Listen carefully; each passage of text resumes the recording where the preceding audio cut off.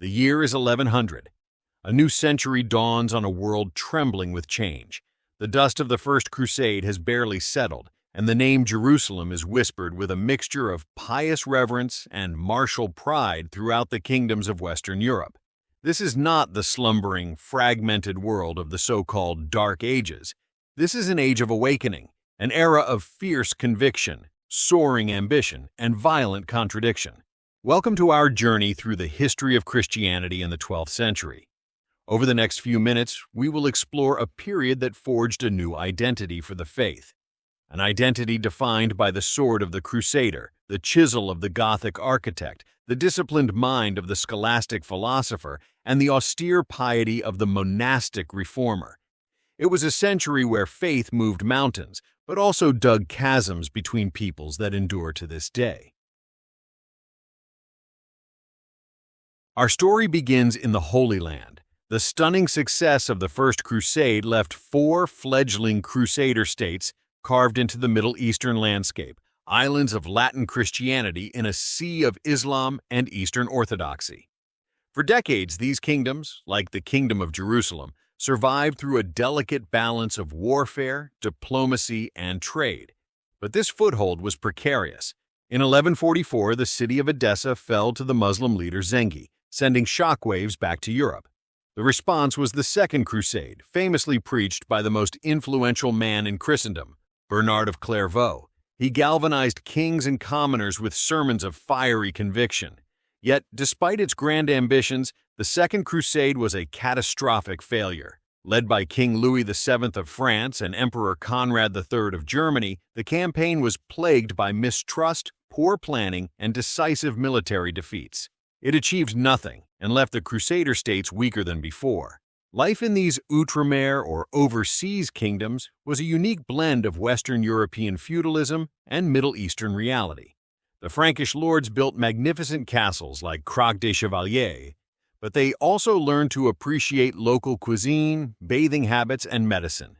They were a ruling minority, dependent on the Italian city-states for supplies and trade, and in constant, complex negotiation with their neighbors, not just Muslim emirates, but also the ancient Byzantine and Armenian Christian communities, who viewed these Latin newcomers with a mixture of hope and deep suspicion.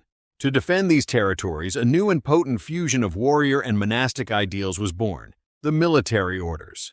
The Knights Templar, with their distinctive white mantles and red cross, and the Knights Hospitaller, originally founded to care for pilgrims, became elite fighting forces. These men took vows of poverty, chastity, and obedience, yet their primary vocation was warfare. They answered only to the Pope, and their networks of castles and financial power made them indispensable, yet feared, pillars of the Christian presence in the East. The failure of the Second Crusade paved the way for the rise of a leader who would unite the Muslim world, Salah al-Din, known to the West as Saladin. In 1187, at the Battle of Hattin, Saladin's army annihilated the forces of the Kingdom of Jerusalem. Shortly after, the Holy City itself, after nearly a century in Christian hands, surrendered to him. The fall of Jerusalem prompted the Third Crusade, the so-called Crusade of Kings. It pitted the legendary Richard the Lionheart of England against Saladin. While the crusade was marked by epic battles and moments of mutual respect between the two leaders, Richard ultimately failed to retake Jerusalem. The treaty he signed with Saladin in 1192 left the city under Muslim control, but guaranteed unarmed Christian pilgrims access to its holy sites. The age of crusading was far from over, but the 12th century had defined its rhythm of fervent hope, brutal conflict, and bitter disappointment. While knights battled in the East, a different kind of struggle for the soul of Christianity was taking place in the quiet valleys and forests of Europe. A powerful monastic reform movement was sweeping the continent, born from a desire to return to a simpler, more authentic form of Christian life. The dominant monastic power, the Abbey of Cluny, had become immensely wealthy and politically powerful, and to many, it seemed to have lost its spiritual way. In reaction, new orders emerged. The most significant were the Cistercians. Founded in 1098, their influence exploded in the 12th century. Known as the White Monks for their undyed wool habits, they rejected the opulence of the older orders. They built their monasteries in remote, wild places, emphasizing manual labor, self-sufficiency, and a strict interpretation of the rule of Saint Benedict. Their motto was Ora et Labora, pray and work. The driving force behind the Cistercian expansion was Bernard of Clairvaux. A brilliant, charismatic, and fiercely devout abbot, Bernard was more than a monk. He was the conscience of Europe. He advised popes and kings, healed schisms, preached the Second Crusade, and wrote profound works on mystical theology. For Bernard, the love of God was an intensely personal, emotional experience, a stark contrast to the highly ritualized faith of many of his contemporaries. His influence was so immense that the first half of the century is often called the Age of Bernard. At the same time as this spiritual renewal, a revolution of the mind was underway. The 12th century Renaissance saw an explosion of intellectual activity, centered not in monasteries but in the bustling cathedral schools of cities like Paris, Bologna, and Oxford. These schools would soon coalesce into the first universities of Europe. The fuel for this fire was the rediscovery of ancient knowledge, particularly the philosophical works of Aristotle, which had been preserved and studied in the Islamic world. Translated from Arabic and Greek into Latin, these texts introduced a new system of logic and rational inquiry to Western thinkers. The result was a new intellectual method, scholasticism. Its goal was to use reason, the tool of philosophy, to better understand and systematically explain the truths of faith revealed in Scripture. No figure embodies the brilliance and danger of this new learning more than Peter Abelard. A charismatic teacher in Paris, Abelard was a master of logic and debate. His book, Sic et Non, or Yes and No, compiled contradictory statements from the Bible and the Church Fathers, forcing students to use reason to reconcile them. This method was revolutionary, but it earned him powerful enemies, including Bernard of Clairvaux, who saw his rationalism as a threat to simple faith. Abelard's tumultuous life, including his famous and tragic love affair with Heloise, highlights the clash between the old world of monastic piety and the new world of urban intellectualism. While Abelard pushed the boundaries, others used scholastic methods to build. Peter Lombard's 4 books of sentences became the standard theological textbook in universities for the next 400 years, organizing the whole of Christian doctrine into a single, coherent work. The intellectual foundations for the great theological syntheses of the next century were being laid, brick by logical brick.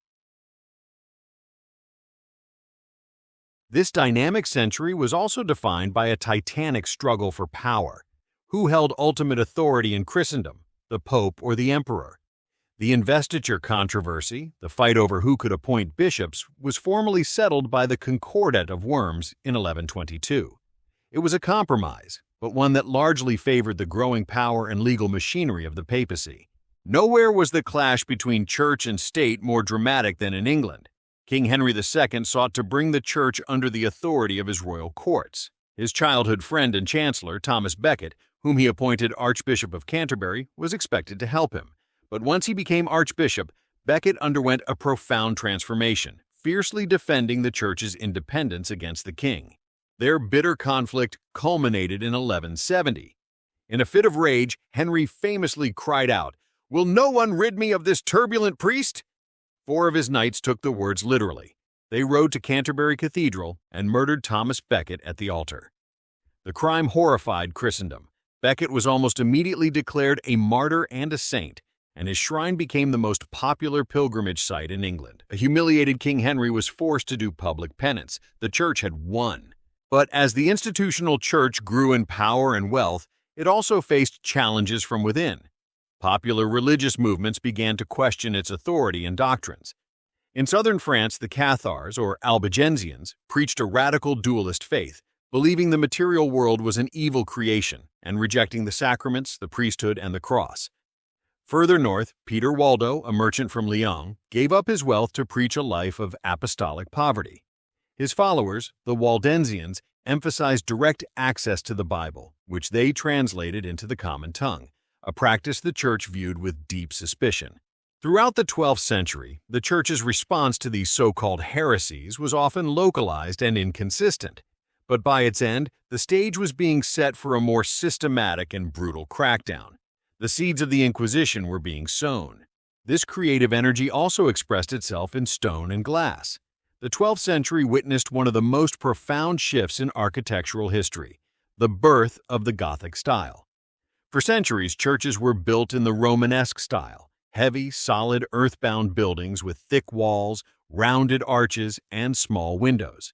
But in the 1140s, Abbot Suger of the Abbey of Saint-Denis, just outside Paris, pioneered a new vision. Using pointed arches, ribbed vaults, and flying buttresses, builders could open up massive walls, replacing them with shimmering stained glass windows. This wasn't just an engineering breakthrough, it was a theological statement. The new Gothic cathedrals were designed to be earthly representations of the heavenly Jerusalem, their soaring height drawing the eye and the soul upward, while light, seen as a symbol of the divine, flooded the sacred space. So, as the year 1200 approached, Western Christianity was a faith transformed. It was more expansive, having carried its banners to the Holy Land. It was more intellectually robust, with universities training a new generation of theologians armed with Aristotelian logic. It was more spiritually diverse, with new monastic orders redefining piety. And it was more powerful and centralized, with a papacy that could humble kings and was beginning to organize its defenses against internal dissent. The 12th century was a crucible. It forged the magnificent, the soaring arches of the first Gothic cathedrals, and the intricate arguments of the first scholastics. But it also forged the terrible, the religious intolerance of the Crusades and the nascent persecution of heresy. The stage was now set for the 13th century, a time that would see the absolute peak of papal power, the sublime genius of Thomas Aquinas, and the darkest hours of the Inquisition. The complex, contradictory, and powerful legacy of medieval Christianity was just beginning to unfold.